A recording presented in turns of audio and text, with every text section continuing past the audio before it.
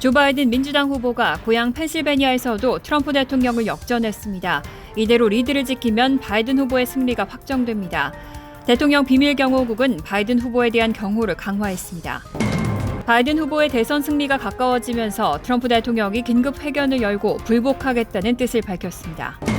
어제 주요 방송사들은 트럼프 대통령이 기자회견에서 계속 선거 부정을 주장하자 수분 만에 생중계를 끊었습니다. 또 트럼프 대통령이 허위 비방과 주장을 하고 있다고 지적했습니다. 미국 대선을 치른 지 이틀이 지났지만 누가 승리하더라도 대선 결과가 지연되고 최악의 경우는 미국이 올스탑할 수 있다는 우려도 나옵니다. 인수인계에 협조하지 않을 가능성도 없지 않아 보입니다. 어제 하루 미국에서 12만 명이 넘는 코로나19 신규 확진자가 나왔습니다. 4일보다 무려 2만여 명이 또 증가하면서 다시 신기록을 경신했습니다. 이상은 이 시각 주요 뉴스입니다. 시청자 여러분 안녕하십니까? KBN 뉴스입니다. 오늘 오후 4시 기준 미 전역의 코로나19 누적 확진자는 어제보다 9만 6,976명 늘어난 1,001만 8,523명, 사망자는 919명이 늘어 241만 873명입니다. 이 가운데 뉴욕의 확진자는 3,013명이 늘어 55만 8,723명, 사망자는 15명이 늘어 3만 3,784명, 뉴저지의 확진자는 2,015명이 늘어나 25만 4,882명, 사망자는 10명이 늘어 16,547명입니다. 한편 커네티컷의 확진자는 1,065명이 늘어 7만 8,125명, 사망자는 15명이 늘어 4,671명으로 집계됐습니다. 첫 번째 소식입니다. 조 바이든 민주당 후보가 고향 펜실베니아에서도 트럼프 대통령을 역전했습니다. 펜실베니아는 선거인단 20석이 걸렸습니다. 이대로 리드를 지킨 채 승부를 끝내면 다른 경합주의 승패에 상관없이 바이든 후보의 승리가 확정됩니다. 이런 가운데 대통령 비밀경호국은 바이든 후보에 대한 경호를 강화했습니다. CNN 등 언론은 바이든 후보가 펜실베니아에서 개표가 95% 진행된 가운데 49.4% 대 49.3%로 역전에 성공했다고 보도했습니다. 개표 초반 트럼프 대통령은 바이든 후보의 60만 표 차로 크게 앞서 나가기도 했지만 바이든 후보는 역전에 성공하고 트럼프 대통령 간의 격차는 오늘 오전 기준 5,587표를 넘겼습니다.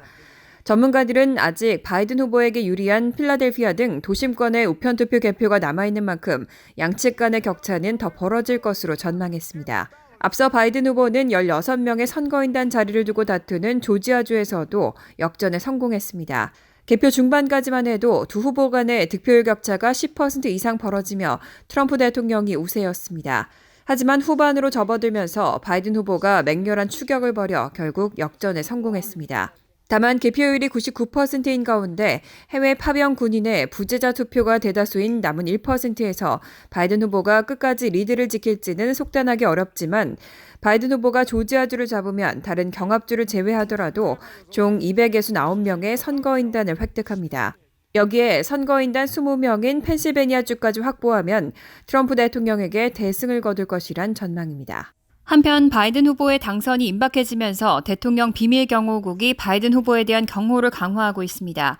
CNN은 경호국이 바이든 후보를 위해 요원들을 후보가 머물고 있는 델라웨어로 파견했다고 보도했습니다. 바이든 후보의 대선 승리가 가까워지면서 트럼프 대통령이 긴급 회견을 열고 불복하겠다는 뜻을 밝혔습니다. 바이든 후보는 개표 종료까지 기다리자면서도 승리를 기정사실화하고 있는데요. 트럼프 대통령도 불복을 기정사실화하면서 승자가 확정되더라도 혼란은 불가피해 보입니다. 트럼프 대통령은 어제 오후 5시 50분께 긴급 회견을 예고하고 오후 6시 30분께 브리핑룸에서 회견을 하겠다고 취재진에 공지했습니다. 막바지 개표가 진행되면서 주요 언론들은 바이든 후보의 승리가 유력하다고 보도하던 시점이었습니다.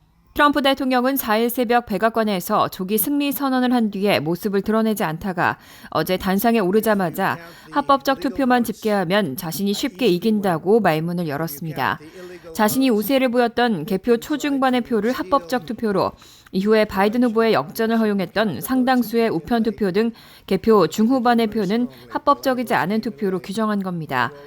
트럼프 대통령은 그들이 선거를 조작하려고 하고 있다며 그렇게 하도록 놔둘 수 없다고 주장하고 소송이 많이 있을 것이고 많은 증거를 보유하고 있다면서 아마도 최고 법원에서 끝나게 될 것이라고 했습니다. 개표가 아직 끝나지 않았지만 바이든 후보가 승자로 정리될 경우에는 불복할 것이라고 예고한 것이나 마찬가지입니다. 트럼프 대통령은 전날부터 트윗을 통해 조작 가능성에 따른 개표 중단을 요구해왔고 트럼프 캠프에서는 일부 핵심 경합주를 상대로 소송을 내기도 했습니다. 어제 회견 역시 이런 입장의 연장선상이지만 직접 백악관 브리핑룸에서 회견을 통해 선거 조작 주장 및 소송 방침을 분명히 했다는데 그 의미가 있습니다. 특히 대선 결과의 연방 대법원행을 언급한 대목에서는 에이미 코니 베럿 연방 대법관의 대선 전 인준으로 연방 대법원이 확실한 보수 우위로 지형이 재편된 만큼 결과 번복을 시도할 것이라고 예고한 셈이라는 분석입니다. 그런데 어제 주요 방송사들이 트럼프 대통령의 이런 기자회견 생중계를 중단하는 초유의 사태가 벌어졌습니다. 방송사들은 트럼프 대통령이 우편투표 조작설 등 계속해서 선거 부정을 주장하자 수분 만에 생중계를 끊었습니다. 그리고 트럼프 대통령의 주장은 허위 비방이자 근거 없는 주장이라고 지적했습니다. ABC, CBS, NBC 등 미국 메이저 방송사들은 어제 트럼프 대통령이 백악관 기자회견에서 우편투표 조작설 등 선거 부정을 주장하자 화면을 전환시키고 수분 만에 생중계를 끊었습니다. NBC 간판 앵커 레스터 홀트는 화면을 끊기 전 트럼프 대통령이 너무 많은 허위 주장을 펼치고 있어 여기서 끊을 수밖에 없다고 말했습니다. 현장에 있던 백악관 출입기자는 트럼프 대통령은 민주당이 선거를 훔치려고 한다거나 우편투표 개표가 불법이라는 주장을 뒷받침할 어떤 증거도 제시하지 않았다고 했습니다. ABC 방송도 트럼프 대통령 발언을 생중계하다 도중에 끊고 팩트체크를 진행했습니다. ABC 뉴스 진행자는 트럼프 대통령이 너무 많은 허위 비방과 근거 없는 주장을 펼치고 있다고 말했습니다. CBS도 생중계를 중단하고 팩트체크가 필요하다고 했고 MSNBC는 아예 회견을 방송하지 않았습니다. 다만 CNN과 폭스뉴스는 회견을 끝까지 중계했습니다. 하지만 중계 뒤 앤더슨 쿠퍼 CNN 앵커는 트럼프 대통령이 자신의 시간이 끝났지만 이를 받아들이지 않는다고 비판했고 동료 앵커도 추하고 애처롭다고 덧붙였습니다. 친트럼프 매체인 폭스뉴스 앵커도 대통령 주장에 대한 어떤 증거도 확인하지 못했다고 전했습니다. 공영방송 PBS는 회견을 생중계했지만 트럼프 대통령이 허위 주장을 펼치고 있다는 내용의 자막을 붉은 글씨로 내보냈습니다. 미국 대선을 치른 지 이틀이 지났지만 누가 승리하더라도 대선 결과가 지연되고 최악의 경우는 미국이 올스탑할 수도 있다는 우려도 나옵니다. 트럼프 대통령이 소송을 철회하고 승복하지 않는 이상 사회 분열이 더 심화될 것이라는 전망도 나왔습니다. 인수인계에 협조하지 않을 가능성도 없지 않아 보입니다. 조 바이든 민주당 후보가 선거인단 매직 넘버에 근접했지만 트럼프 대통령이 법적 대응에 들어가면서 또 다른 분쟁을 낳고 있습니다.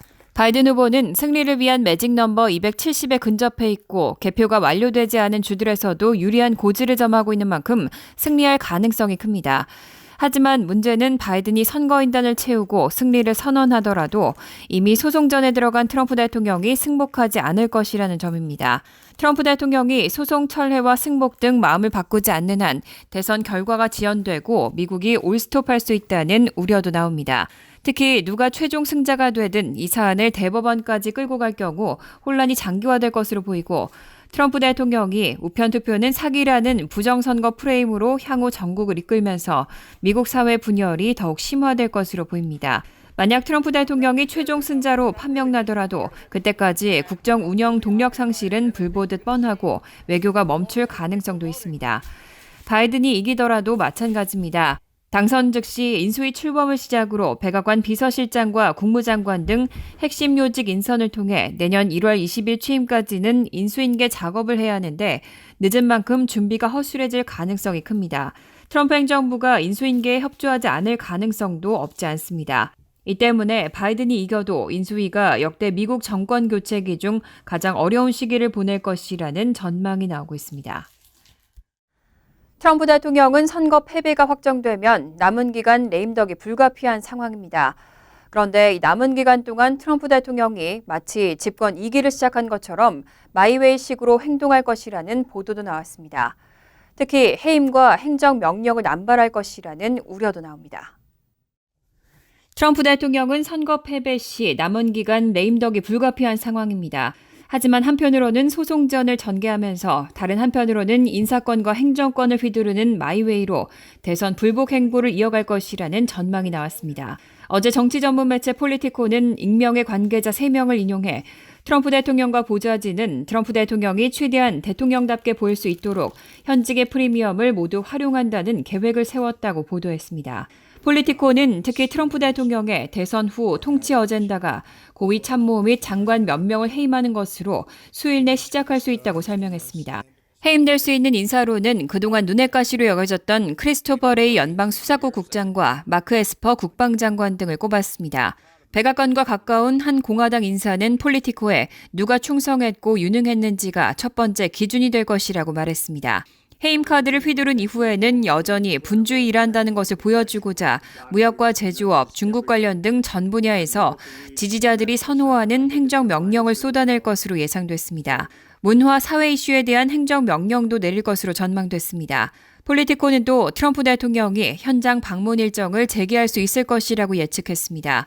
한편 유리한 상황에 놓였다고 평가받는 바이든 후보는 인수위원회 홈페이지를 개설하는 등 사실상 정권 인수 준비에 착수한 상태입니다. 뉴욕과 오리건주, 포틀랜드시를 비롯한 미 전역의 도시에서는 모든 투표지를 다 개표해야 한다는 거센 시위가 일어났습니다. 일부 시위대는 과격 행위로 경찰에 체포되기도 했습니다. 이와 동시에 트럼프 대통령 지지자 시위대들은 경합주들에서 선거 부정 의혹을 제기하며 사기라고 주장하는 항의 시위를 벌였습니다. 어제 뉴욕 시내에서는 모든 투표지를 다 개표하라고 주장하는 수백 명의 시위대가 행렬을 지어 맨하튼 5번가에 판자 보호벽을 덧댄 고급 명품 상점 거리를 지나갔습니다. 경찰은 시위대 가운데 25명을 체포하고 32명에게는 출두 명령서를 보낸 상태입니다. 미니애폴리스에서는 4일 밤부터 600여 명의 시위대가 트럼프 대통령이 개표 결과를 두고 위협적인 발언을 하는 데 대해 항의하면서 시위를 벌였습니다. 포틀랜드에서는 일부 시위대가 행진 도중에 거리의 상점 진열장들을 부수거나 경찰을 향해서 불붙은 폭죽들을 던지기도 했습니다. 시카고에서는 시위대가 시내 중심가를 지나서 트럼프 타워 빌딩의 강 건너편 거리를 향해 행진했습니다.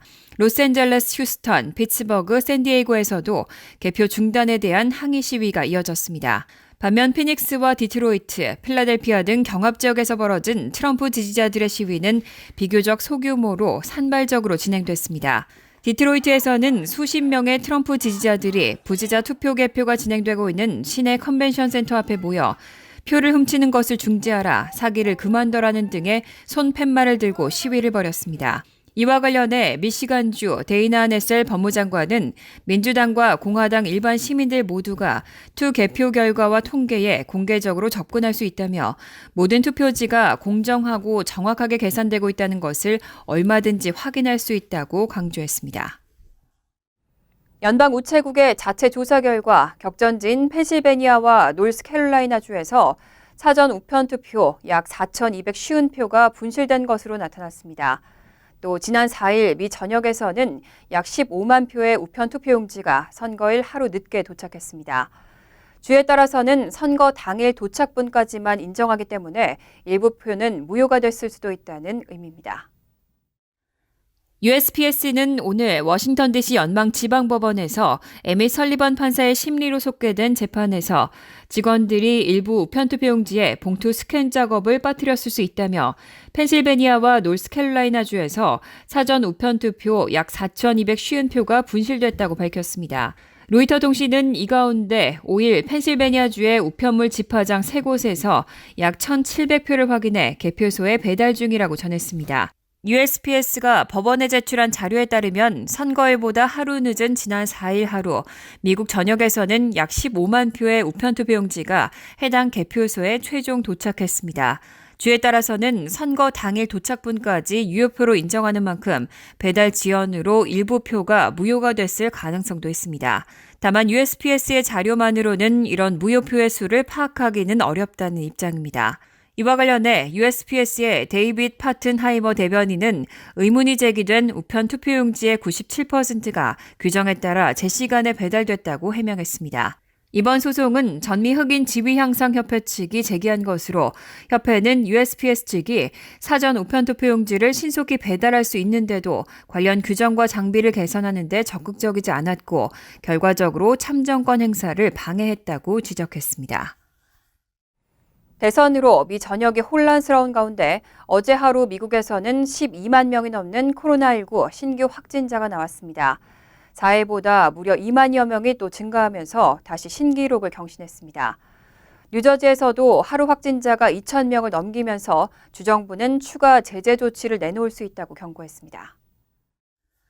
월드오미터에 따르면 어제 하루 코로나19 신규 확진자는 11만 8,319명으로 집계됐습니다. 4일보다 2만여 명이 더 증가하면서 하루 만에 기록을 또 경신했습니다. 대선일을 전후로 신규 확진자가 또다시 폭증하면서 오늘까지 미국의 총 확진자 수는 1,000만 명을 넘어설 것으로 보입니다. 지난 10월 30일 누적 확진자 900만 명을 돌파한 지 불과 일주일 만에 100만 명이 늘어난 겁니다.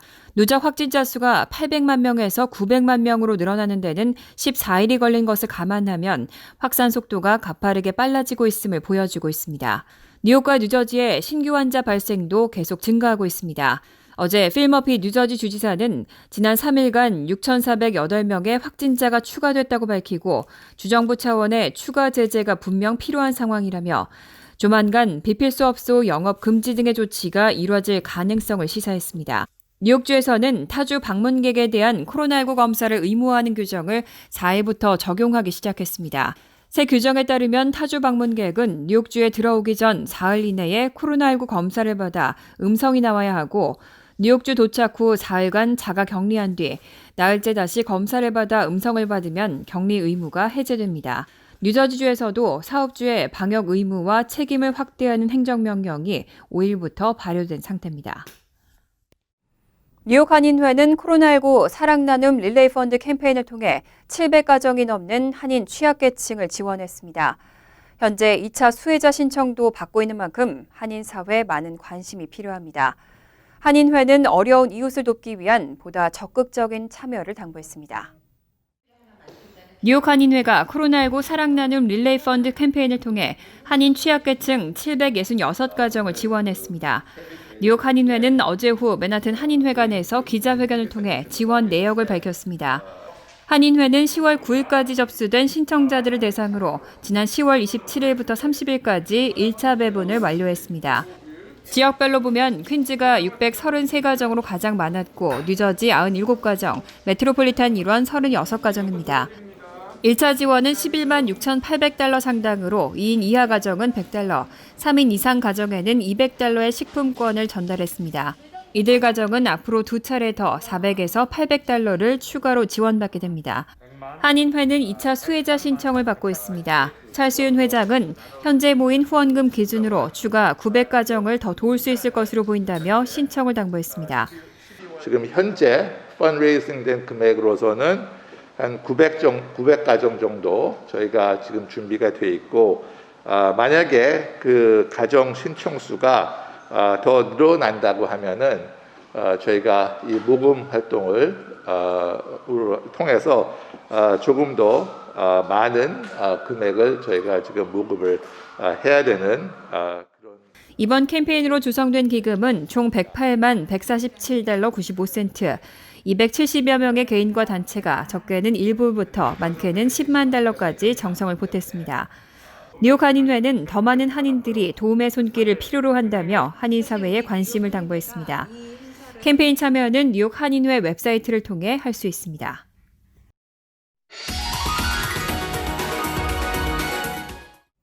이어서 LA 지역 한인사회 소식입니다. 제35대 LA 한인회장 선거에 유권자 등록이 본격적으로 시작됐습니다. 선관위에 따르면 LA 카운티에 거주하는 18세 이상의 한인은 유권자 등록을 통해 투표에 참여할 수 있습니다. 유권자 등록 기간은 11월 4일부터 12월 2일까지며 유권자 등록 방법은 선관위를 방문해 직접 접수하거나 LA 한인의 웹사이트와 앱에서 양식을 내려받아 우편이나 문자, 이메일로 제출하면 됩니다.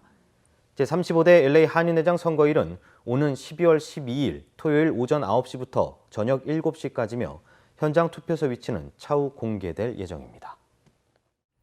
미주리주에서는 한 선거관리 요원이 코로나19 확진 판정을 받았는데도 불구하고 대선일에 근무한 것으로 나타났습니다. 이후 하루 만에 사망한 것으로 알려져 충격을 주고 있습니다. 미주리주 세인트 찰스 카운티 당국은 지난달 30일 코로나19 확진 판정을 받은 한 선거관리 요원이 2주 자가격리 권고를 무시한 채 대선일에 근무한 후 숨졌다고 밝혔습니다. 해당 요원이 근무한 블란쳇 파크 메모리얼 홀 투표소엔 대선 당일 2천여 명의 유권자가 현장 투표를 한 것으로 알려졌습니다. 하지만 카운티 당국은 요원이 근무하는 내내 마스크를 착용하고 있었고 투표지도 직접 다루지 않았기 때문에 유권자들은 밀접 접촉자에 해당하지 않는다고 설명했습니다. 간추린 소식입니다. 재외공간에서 잇따르고 있는 성비위 사건과 관련 처벌 규정이 대폭 강화될 것으로 보입니다. 5일 최종건 외교부 1차관은 재외공간에서 연이어 발생하고 있는 성비위 사건과 관련해 기존보다 매우 강화된 성비위 관련 규정을 발표하기로 했다고 밝혔습니다. 최 차관은 이날 국회 외통위 전체 회의에서 성비위 사건을 어영부영 처리하려는 것이 아니냐는 국민의당 이태규 의원의 질문에 새로운 규정을 정비하고 있다고 대답했습니다. 피터구 뉴욕시 의원은 4일 뉴욕시 특수목적 고등학교 입학시험과 영재반 입학시험 일정을 촉구하는 서한을 리차드 카렌자 뉴욕시 교육감에게 보냈습니다. 구 의원은 서한에서 시험 일정 등이 공개되지 않으면서 많은 학부모들이 혼란을 겪고 있다며 코로나19 사태로 일정이 지연된 것은 이해하지만 학생들의 미래에 중요한 영향을 미치게 될 두 프로그램의 일정을 하루속히 알려달라고 촉구했습니다. 구 의원은 또 온라인으로 시험을 응시하는 방안도 고려해달라고 덧붙였습니다. 뉴저지 저지시티는 코로나19 확산에 따른 조치로 관내 12만 가구에 가구당 마스크 5장씩을 배포하겠다고 밝혔습니다. 스티브 플롭 저지시티 시장은 백신이 아직 나오지 않은 상황에서 마스크를 쓰는 것이 코로나19를 예방하는 가장 좋은 방법이라며 팬데믹 극복의 의지를 나타냈습니다. 저지시티는 각 비즈니스에 마스크 업 투 엔터라고 적힌 스티커 2,000장도 함께 배포합니다. 뉴저지주에서 오는 2022년 5월부터 일회용 비닐봉투와 종이백 등의 사용이 금지됩니다. 필머피 주지사는 4일 면적 2,500 스퀘어피트 이상의 슈퍼마켓, 식당, 편의점과 극장, 푸드트럭 등 업소에서 비닐봉투와 운반용 종이백, 일회용 폴리에틸렌 음식 포장용기와 컵 등의 사용을 금지하는 법안에 서명했습니다.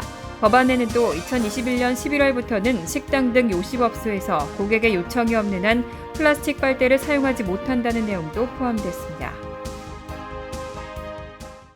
환율과 증권 소식입니다.